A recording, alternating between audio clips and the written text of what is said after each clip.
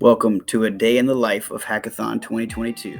My name is Nathan O'Neill, host of this year's event, and I want to tell you about what happened before, during, and after this amazing day. First off, students use this QR as well as the resources behind it to get connected with lots of ideas and creative solutions for problems around their school. With permission forms prepared, students from all 5 high schools arrived by car and bus to be a part of this amazing day's event.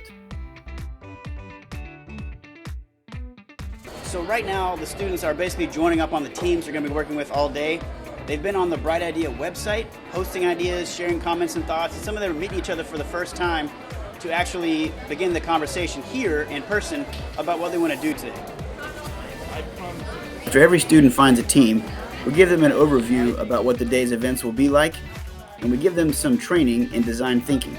There's 5 different rotations that each student group goes through to learn about different aspects of designing and hacking to solve problems at their school. At this point, you've been to all the rotations. You want to try to take some of this knowledge, the conversations you've had around it, and from now until 4 o'clock, your teams will be working and building. So the students are really here, student action, student voice, what it's all about. Just to give them a fun place to interact, and creativity really doesn't come with a ton of structure sometimes. Freedom and flexibility is really what we're all about. So today's a really cool day. We got about 90 students here, kind of roaming around, meeting at tables. They're also interacting with other people and asking them questions and learning and getting feedback from other students and faculty. So a lot of movement today is really good. It shows a sign that they're actually thinking and working. So students allocate their time for the rest of the morning, as well as a flexible lunch, and then the early afternoon where they spend time using the design thinking training to put their ideas to work, to show us something that they really like to see changed at their schools. So let's look at that design process from the student's point of view. The 2 first zones are about defining and empathizing, which is really all about really understanding your problem and understanding the people that you're solving for. My project is traffic control. At Westwood, we have really bad traffic because of the students and the parents getting in and out at the same time, which can cause a lot of students to be tardy. Even the construction causes us to be tardy if we're at school on time. We're trying to make schools more inclusive to the LGBTQ and make it where they feel safer being themselves at school. So today we are trying to come up with a solution. Me and my 2 friends, Carson and Everett, we are here to come up with a solution, and we came up with a solution that what we want to do is first lessen the tardy policy. So we also realize it's a problem with our culture, with the kids at our school. So what we want to also do is encourage actual students to, instead of like it just be a punishment, we want to encourage them to actually get to class and want to come to school and want to be in class on time. So the how might we statement that we came up with is pretty much how might we utilize school events, clubs, and student-teacher relationships to make Westwood a more inclusive place. And then they work into ideation and prototyping, which is where they think of all the crazy ideas they want to try and to try to pitch, and then they try to start to actually build something so people can see it, so the panelists and the viewers can see what it is they're thinking about.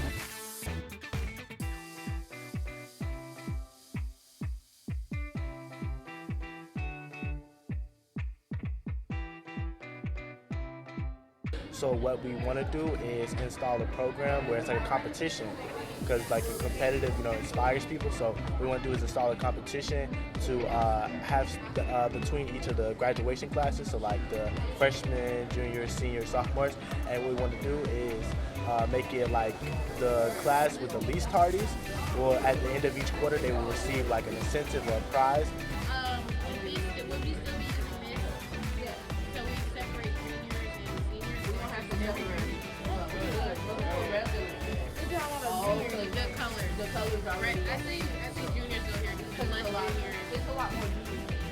Because it's going to be a completely different change because of what we're doing, as we're just going in a U, an extended U, and we want to try to zigzag it a bit more, have separate lines. It's a lot to deal with.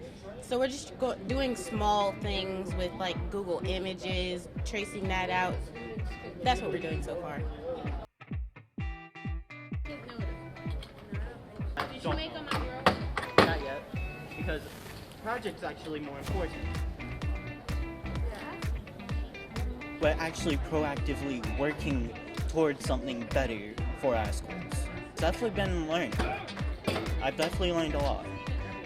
Me and my team behind me, we came up with different ways, which are events/activities, clubs, and student-teacher relationships, as I said in the How Might We statement.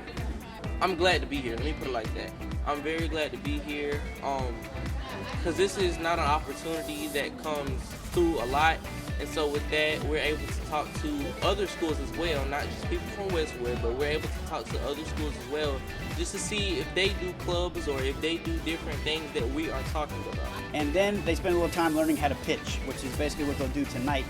At around 5 o'clock, they will spend time pitching their ideas to a panel who will then vote on the top ideas.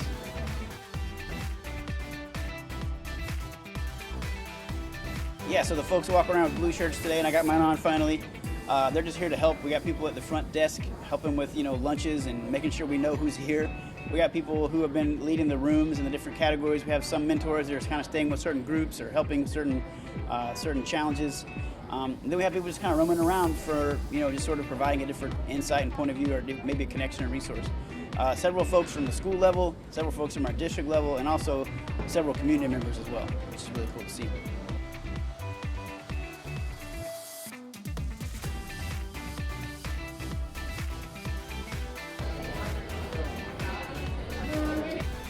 Students really allocated their time very well throughout the day and had some really awesome pitches to share with us.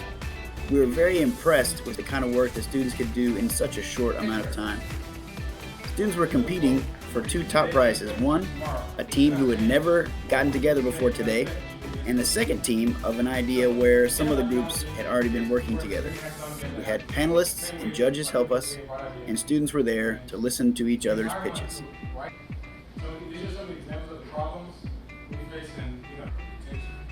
The parents, mentors, and panelists who got to hear the student pitches were really impressed with the kind of professionalism and tact that students had in presenting these ideas that have become very important to them. 1, 2, 3. Restart, refresh, regroup.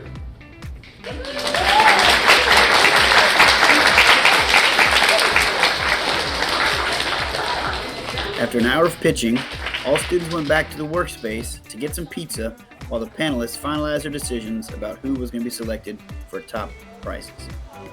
All right, drum roll. The team that had the second highest number of points, winning by 0.1 the overall prize. The idea for a team that had been working together before this, we want to help keep your ideas moving forward. That is the compost crew. And congratulations to every single one of you individuals who came here today. Tell all your friends who couldn't be here for this, kind of what happened, how it turned out. Keep things moving online, keep things moving at your school. Be in touch, let us know what we can do for you guys. Have a beautiful evening and a great weekend. We'll see you guys next time. So now that we're after the event, the 2 winning ideas, a composting project at Blythewood High School, and a project shared between Spring Valley and Ridgeview on supplying feminine products to the young ladies in the school, are in the process of being implemented. So let's see what happens and where these amazing student ideas will go.